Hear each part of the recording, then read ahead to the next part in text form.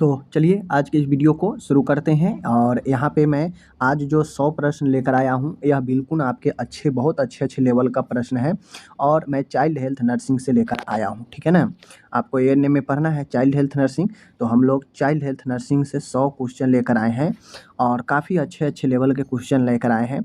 देखिए, मेरा ऐसे प्रश्न कराने का बस एक ही मकसद है कि आपके दिमाग में क्वेश्चन का आंसर पूरी तरीक़ा से इंटर कर जाए, यानी बैठ जाए। एमसीक्यू में क्या होता है, सामने आपको आंसर देना पड़ता है तब आप जवाब देते हैं, लेकिन ऐसे प्रश्न में याद करना पड़ता है ताकि वो दिमाग में हमेशा के लिए बैठ जाए। समझ गए ना। तो चलिए आज की इस वीडियो को शुरू करते हैं। अगर आपको एएनएम के ग्रुप में ऐड होना है इन सारे पीडीएफ के लिए, क्योंकि मैं जो भी क्लास सुबह 7:30 में कराता हूँ, इस सबका पीडीएफ एएनएम के ग्रुप में डल जाता है, तो वहाँ पे आप जुड़ सकते हैं, डिस्क्रिप्शन में लिंक होगा। चलिए देखते हैं एक एक करके। सबसे पहले न्यू बॉर्न केयर से हमें रिलेटेड 20 प्रश्न देखेंगे। जन्म के बाद कितनी देर में शिशु का पहला सांस लेना आवश्यक होता है?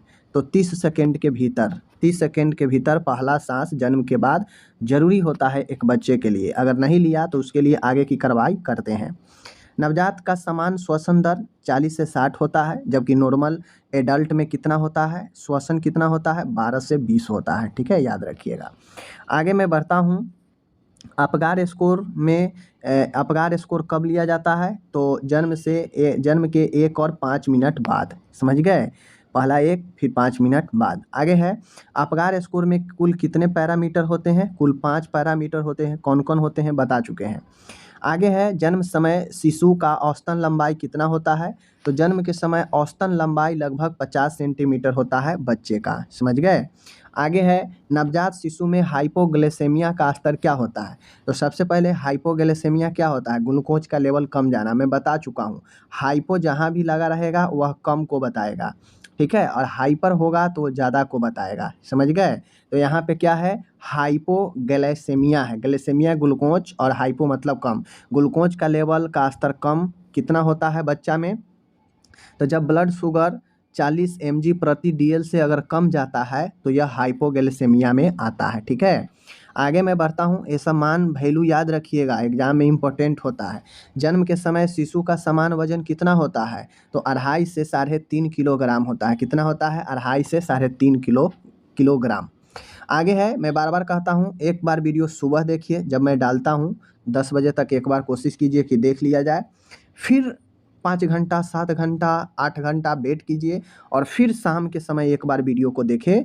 दिन में 2 बार एक वीडियो को देखेंगे तो पूर्ण तरीका से माइंड में आ जाएगा। ठीक है, चलिए।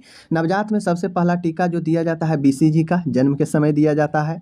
आगे है, नवजात में मिकोनियम कब तक निकल जाता है?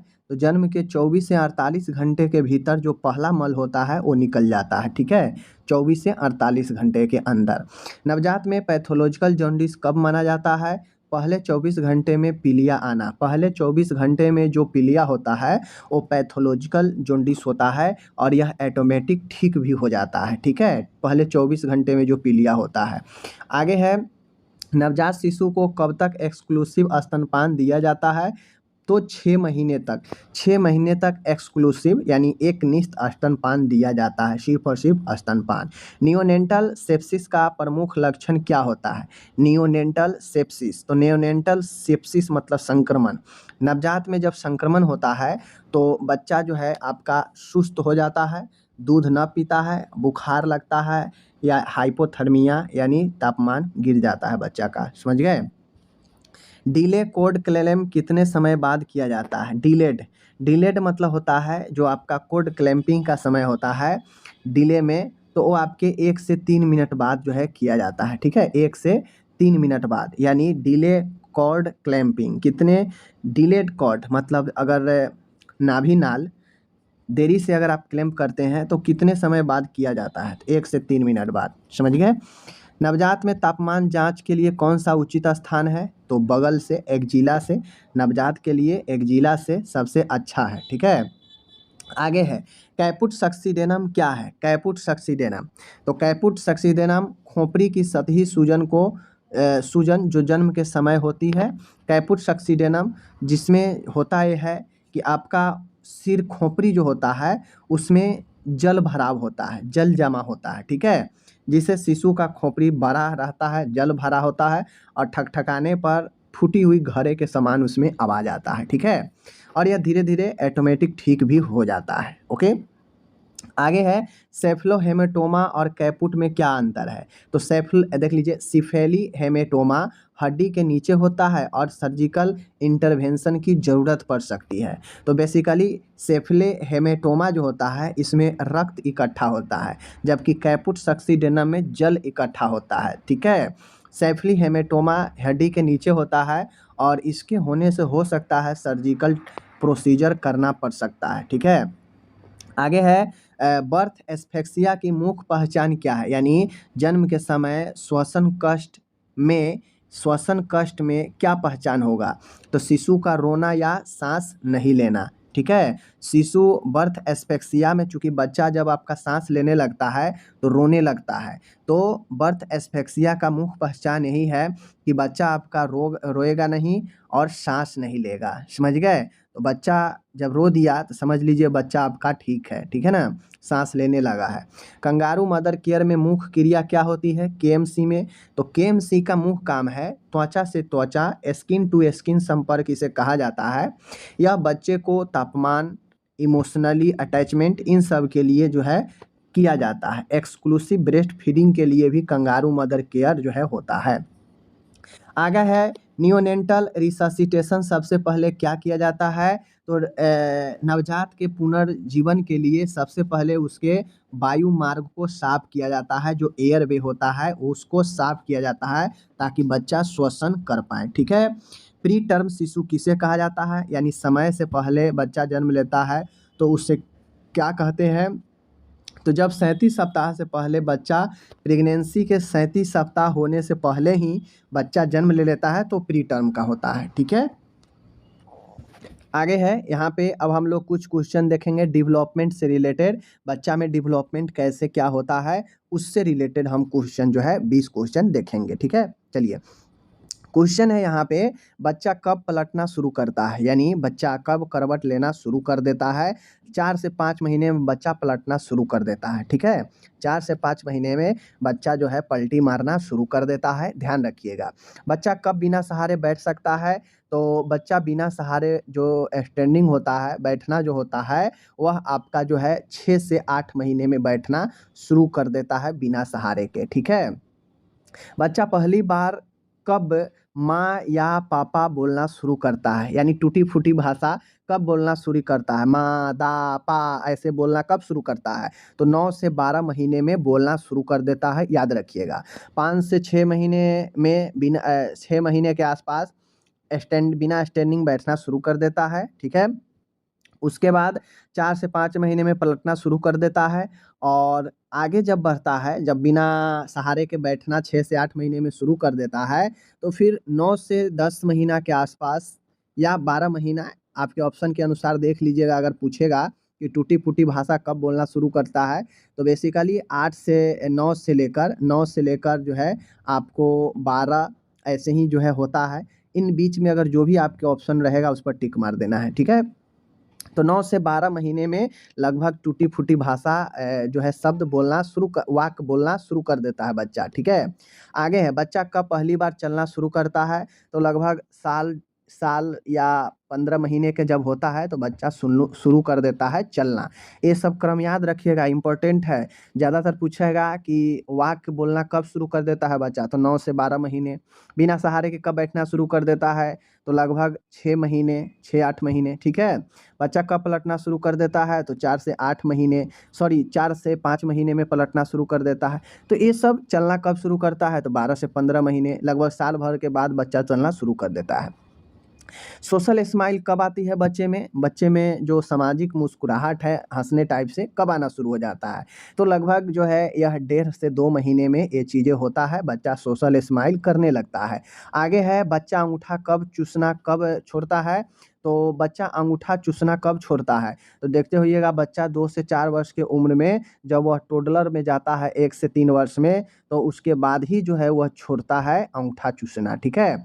बच्चों की फॉन्टेनेल कब बंद होता है? तो एंटेरियर लगभग 18 से 24 महीने में बंद होता है और पोस्टेरियर जो है 1.5 से 2 महीने में बंद होता है, ठीक है। पोस्टेरियर जो कि यह एक ब्रेन में होता है, सुचर्स होते हैं जो कि फॉन्टेनेल होते हैं, गैप होता है हड्डियों के बीच में।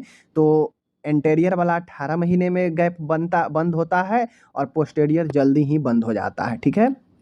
आगे मैं बढ़ूँ तो देख सकते हैं कि जब बच्चा कोई वस्तु पकड़ता है तो यह कौन सा रिफ्लेक्स है? यानी बच्चा कोई भी मुट्ठी से अपने कोई पकड़, जिसे हम लोग पकड़ प्रतिवर्त बोलते हैं, ये कौन सा जो है रिफ्लेक्स होता है? तो पाल्मर ग्रेव्स रिफ्लेक्स होता है, जहाँ पे बच्चा कोई भी चीज़ पकड़ता है और वो छोड़ता नहीं है जल्दी, ठीक है, अपने हिसाब से पूरा पकड़ता है, तो पाल्मर ग्रेव्स रिफ्लेक्स होता है। मोरो रिफ्लेक्स किस उम्र तक जो है आपके मोरो रिफ्लेक्स जो है किस उम्र तक जो है होता है? तो लगभग 3 से 4 महीने तक मोरो रिफ्लेक्स होता है, इस उम्र में बंद हो जाता है। 3 से 4 महीने में मोरो रिफ्लेक्स बंद हो जाता है, ठीक है। टॉयलेट ट्रेनिंग किस उम्र से शुरू किया जाता है? तो टॉयलेट ट्रेनिंग लगभग 1.5 से लेकर 2 साल में जो है शुरू किया जाता है टॉयलेट ट्रेनिंग, ठीक है ना। आगे बढ़ते हैं, हेड कंट्रोल कंट्रोल पूरी तरह कब विकसित होता है? तो हेड कंट्रोल 3 से 4 महीने में विकसित होता है। उससे पहले देखते होइएगा कि बच्चा को जब उठाया जाता है तो उसके सिर पर सहारा देकर उठाया जाता है, नहीं तो उसका सिर इधर उधर झूलते रहता है, कंट्रोल नहीं रहता है स्टार्टिंग में। तो लगभग कंट्रोल कब आता है बच्चा में? 3 से 4 महीने में, जब उसमें बंद होता है मोरो रिफ्लेक्स, तब जाके हेड कंट्रोल शुरू होता है, ठीक है ना। याद रखिएगा कि मोरो रिफ्लेक्स जब बंद होता है 3 से 4 महीने में, उसी समय हेड का कंट्रोल बच्चा में आता है, ओके। 1 वर्ष में बच्चे का वजन जन्म के मुकाबले कितना गुना बढ़ता है? तो मान के जन्म के समय अगर 3 केजी का होगा, तो बच्चा जो है पूरे साल भर कंप्लीट होने पर वह 3 गुना जो है उसका वजन बढ़ता है। तो जन्म के समय 3 गुना होगा, तो आगे वह साल भर में 9 केजी का हो सकता है, ठीक है। 1 वर्ष में बच्चे का वजन जन्म के वजन के मुकाबले कितना होता है? 3 गुना होता है। ये आपसे क्वेश्चन ये पूछ देगा कि बच्चा जो है 3 गुना उम्र कितने वर्ष में प्राप्त करता है? तो 1 वर्ष में। बच्चा पहली बार कब दाँत निकलता है? तो बच्चे का पहला दाँत लगभग 6 महीने के आसपास निकलना स्टार्ट हो जाता है, ओके। टीथिंग का समान पैटर्न क्या है? टीथिंग का कुल 4 प्रकार के दाँत होता है, याद होना चाहिए आपको। उसमें जो टीथिंग का प्रकार होता है बच्चा में, सबसे पहले इंसिजर निकलता है, फिर केनाइन निकलता है और फिर मोलर्स निकलता है, समझ गए? तो इन चीज़ों को ध्यान में आपको रखना है।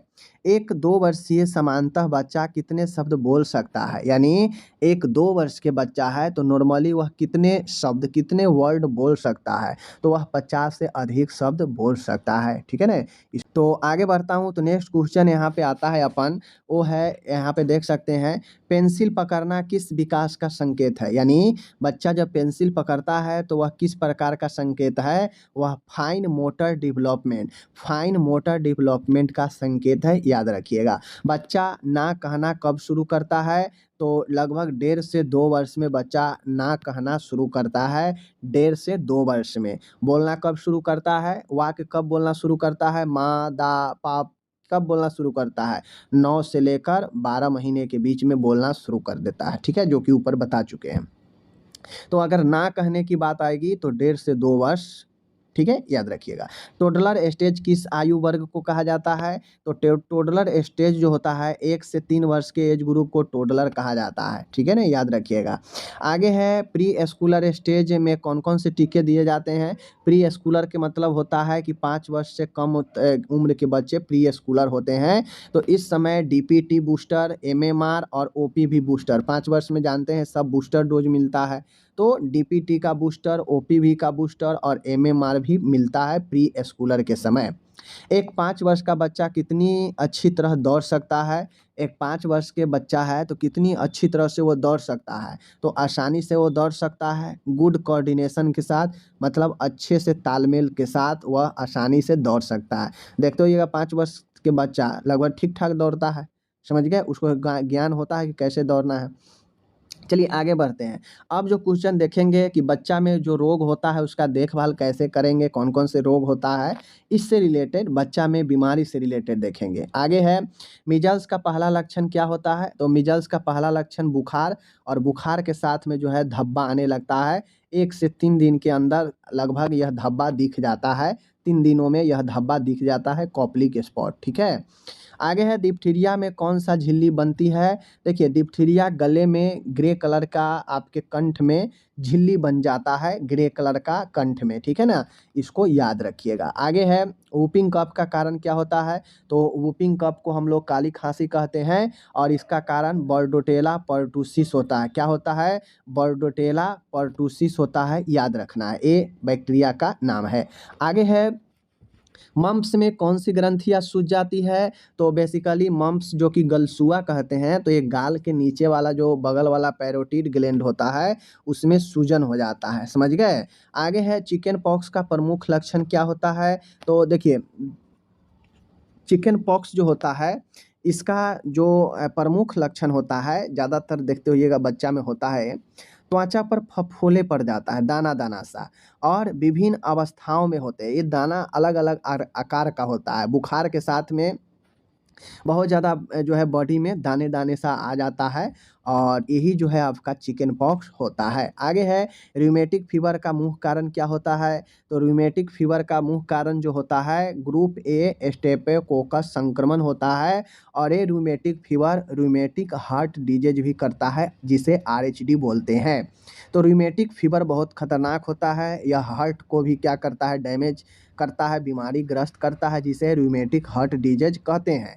ये जो होता है ग्रुप ए स्ट्रेप्टोकोकस संक्रमण के कारण होता है। ये आपके बैक्टीरिया का नाम है, ओके। टाइफाइड से बचाव का टीका कौन सा है? तो टाइफाइड से बचाव का टीका का नाम टाइफिम वाई है, टाइफिम वाई है। पोलियो का मुख्य लक्षण क्या होता है? पोलियो का मुख्य लक्षण होता है एक्यूट फ्लेशियल पैरालाइसिस यानी तीव्र पक्षाघात, यानी किसी को अगर पोलियो होता है तो जिस भी अंग में पोलियो मारता है वह शून्य हो जाता है, वो पैरालाइज्ड हो जाता है, काम करना बंद कर देता है।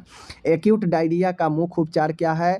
तो बेसिकली पोलियो में होता यह है कि नर्व को क्या करता है डैमेज करता है, तंत्रिका क्षति पहुंचाता है जिससे वह अंग क्या होता है शून्यपन हो जाता है, काम करना बंद कर देता है।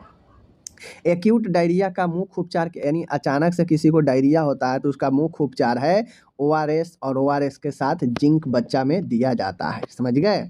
आगे है रोटा वायरस से कौन सी बीमारी होती है? तो बेसिकली रोटा वायरस से बच्चों में डायरिया होती है, समझ गए? इसको ध्यान में रखना है।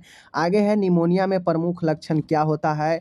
तो निमोनिया का प्रमुख लक्षण तेज सांस लेना, चेस्ट इनड्रोइंग होना, समझ गए? निमोनिया में ज़्यादा से ज़्यादा जो है सीना में जो है बच्चा साँस लेने का प्रयास करता है, चेस्ट जो है इनड्रोइंग हो जाता है, समझ गए? ट्यूबरकुलोसिस से बचाव हेतु कौन-सा टीका दिया जाता है? तो सबको पता है बीसीजी दिया जाता है, ओके। आगे बढ़ता हूँ। पर्टुसिस का लक्षण क्या है काली खाँसी का? तो लगातार खाँसी जिसमें हूँ की आवाज़ आना, घरघरी की आवाज़ आना, ये पर्टुसिस का लक्षण होता है। आगे है टॉन्सिलाइटिस अधिकतर किस उम्र में होता है? टॉन्सिल में इन्फेक्शन हो जाता है, इन्फ्लेमेशन हो जाता है, जो अधिकतर 5 से लेकर 15 वर्ष के उम्र में जो है टॉन्सिलाइटिस होता है। नियोनेट टिटनेस में मौत का मुख्य कारण क्या होता है? तो नियोनेटल टिटनेस नवजात में अगर टिटनेस होता है तो इसका मौत का मुख्य कारण क्या होता है? साँस रुक जाना। टिटनेस में क्या होता है? नियोनेटल टिटनेस में साँस ही रुक जाता है जिससे बच्चे के डेथ हो जाती है। नेक्स्ट है 56 है एन्सेफेलाइटिस से पीड़ित बच्चा कैसा दिखता है? एन्सेफेलाइटिस जो होता है वह एन्सेफली यानी मस्तिष्क का जो है इन्फ्लेमेशन होता है, तो इससे पीड़ित बच्चा जो देखता है बेहोशी, झटके, बुखार ये सब आते हैं चूँकि ब्रेन से रिलेटेड चीज़ है, तो बेहोशी होता ही है, झटका, दौरा आना और बुखार आना एन्सेफेलाइटिस से पीड़ित बच्चे में दिखता है। क्वास्कियोर रोग किसकी कमी से होती है? तो क्वास्कियोर बेसिकली प्रोटीन की कमी से होती है और क्वास्कियोर एक जो है प्रोटीन एनर्जी माल न्यूट्रिशन है, यानी प्रोटीन ऊर्जा कुपोषण वाला रोग है, एक पोषण की कमी से होने वाला रोग है। मरासमस के मुख्य लक्षण क्या है? अब मरासमस जो होता है विभिन्न पोषक तत्व की कमी से होता है। तो मरासमस में अत्यधिक पतला होना, मांसपेशियों की कमी होना, ठीक है? तो ये सारे चीज़ जो है आपके मरासमस में होते हैं। आगे है फेरेंजाइटिस का सामान्य कारण क्या है? फेरिंग्स का इन्फेक्शन होता है। तो फेरेंजाइटिस जो होता है यह एक वायरस वाला रोग है, वायरल रोग है, ठीक है, इसको याद रखिए। आगे मैं बढ़ता हूँ, 60 नंबर का क्वेश्चन है, ब्रोंकियोलाइटिस किस वायरस से होता है? तो bronchiolitis respiratory syncytial virus, RSV, ठीक है ना। आरएसवी ब्रोंकियोलाइटिस जो होता है यह रिस्पायरेटरी सिंसाइटियल वायरस आरएसवी के द्वारा होता है, इसको समझ के ध्यान में रखिए, ठीक है। 2 बार 3 बार प्रैक्टिस कीजिएगा तो ऑटोमेटिक दिमाग में चीज़ें आ जाएंगी।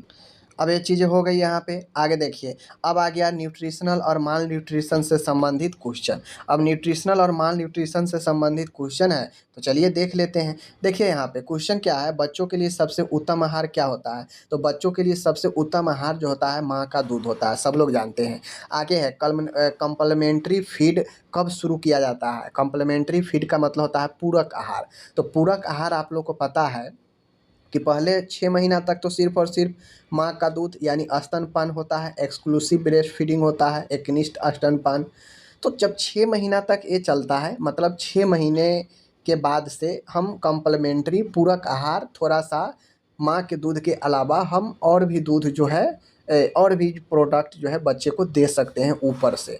तो यही कम्प्लीमेंट्री फीडिंग हो। एक बात समझिए, पूरक आहार का मतलब ये नहीं होता है कि स्तनपान छोड़कर अब दूसरा चीज़ देने लगना है, नहीं। पूरक आहार मतलब माँ के स्तनपान भी चले और कुछ अलग से बच्चे को भोजन भी या जो भी आहार है दिया जाए, वो पूरक आहार होता है, ठीक है। आगे है विटामिन ए की कमी से कौन सा रोग होता है? नाइट ब्लाइंडनेस होता है। आगे है आयरन डिफिशियंसी एनीमिया में कौन सा लक्षण आम है? यानी आयरन की कमी से अगर डिफिशियंसी से अगर एनीमिया होता है तो आम लक्षण कौन सा होगा? तो शरीर थकावट होगा, पीलापन होगा, समझ गए, याद रखिएगा। क्योंकि अगर आपके बॉडी में एनीमिया होगा, रक्त की कमी होगा, मतलब ऑक्सीजन का भी कमी होगा, क्योंकि ब्लड ही तो ऑक्सीजन सारे बॉडी में ले जाता है, हीमोग्लोबिन। तो हीमोग्लोबिन कम होता है मतलब एनीमिया हुआ। तो उससे क्या होगा कि ऑक्सीजन भी बॉडी में नहीं जाएगा इधर से उधर जितना मात्रा में चाहिए, तो उससे क्या होगा? थकान महसूस होगा आपको, ठीक है, और पीलापन तो होगा ही। आयरन की कमी से कौन सा रोग होता है? सॉरी, आयोडीन की कमी से घेघा रोग होता है, ध्यान में रखना है। जिंक की कमी से बच्चों में क्या प्रभाव होता है? तो जिंक की कमी से धीमा विकास होता है, बार बार बच्चे को दस्त होता है, इसीलिए दस्त में, डायरिया में ओआरएस और जिंक जो है बच्चे में दिया जाता है, समझ रहे हैं। एनर्जी डेंस फूड का उदाहरण क्या है? एनर्जी डेंस फूड का उदाहरण यानी जिससे जो है आपको एनर्जी मिल सके, तो जैसे हो गया घी, मूंगफली, केला, ठीक है ना, और भी चीज़ है एनर्जी जहाँ से आपको मिल सकता है। तो एनर्जी फूड, डेंस फूड का उदाहरण घी, मूंगफली, केला। आगे है यहाँ पे बैलेंस डाइट में कौन कौन से तत्व होते हैं? तो 1 2 3 4 5 ये 5 चीज़ें ज़रूर याद रखिए। कार्बोहाइड्रेट, प्रोटीन, वसा, विटामिन, खनिज, ये आपको जो है ज़रूरी है। ये आपके बैलेंस संतुलित आहार में ये पाँचों तत्व, पाँचों जो है एलिमेंट्स होना ज़रूरी होता है। आगे है एसएम का मतलब क्या होता है? तो सैम का मतलब होता है सीवियर एक्यूट माल न्यूट्रिशन, सीवियर एक्यूट माल न्यूट्रिशन, इसको याद रखिए। आगे है एम यू एस सी का माप किससे आकलन करता है?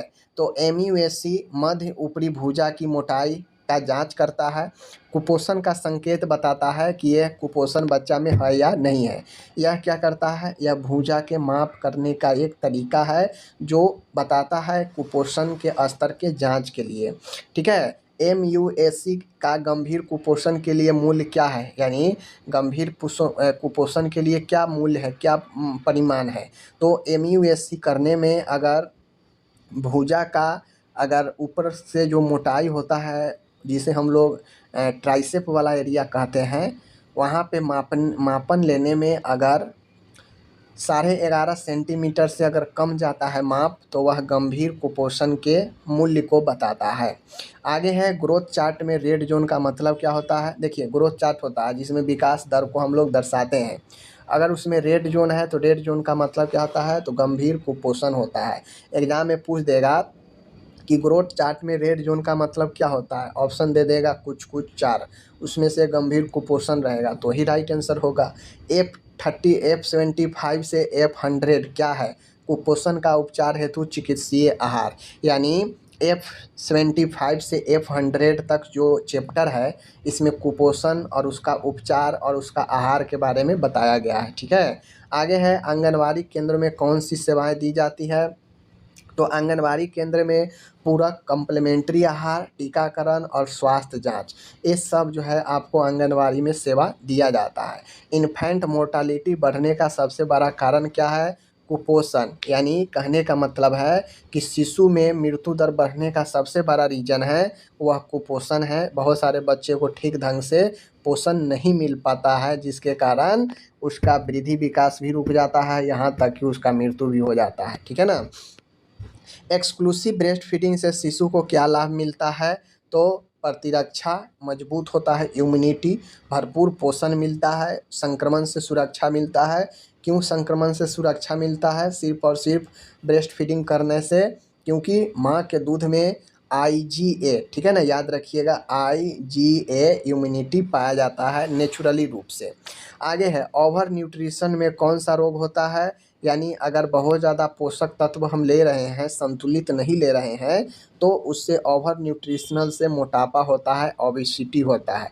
देखते होइएगा बच्चे में 10-12 साल के बच्चे, 8 साल के बच्चे में आजकल काफ़ी जो है मोटापा बढ़ जाता है। उसका रीज़न यही ओवर न्यूट्रिशन है, समझ गए। बहुत ज़्यादा फैट, वसा, कार्बोहाइड्रेट का सेवन बच्चा आजकल ज़्यादा करता है। आगे है BMI का उपयोग किसके लिए होता है? तो यह क्या करता है कि BMI बॉडी मास इंडेक्स को बताता है, और बॉडी मास इंडेक्स जो है आपको क्या करता है?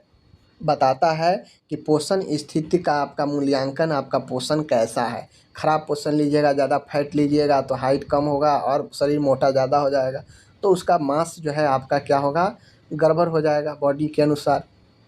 फॉलिक एसिड की कमी से कौन सा दोष होता है? देखिए, फॉलिक एसिड की कमी जैसे ही होता है ना, तो आपको जो है न्यूरल ट्यूब डिफेक्ट होता है बच्चे में। यानी तंत्रिकीय जो समस्या होता है बच्चा में, तंत्रिका से संबंधित, वो आपको जो है होने लगता है फॉलिक एसिड की कमी से। ठीक है, इसीलिए माँ को गर्भ में फॉलिक आयरन एसिड के गोलियां वगैरह दिया जाता है।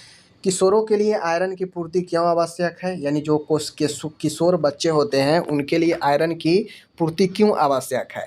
तो मासिक धर्म और तेज़ी से वृद्धि के लिए। मासिक धर्म किसके लिए?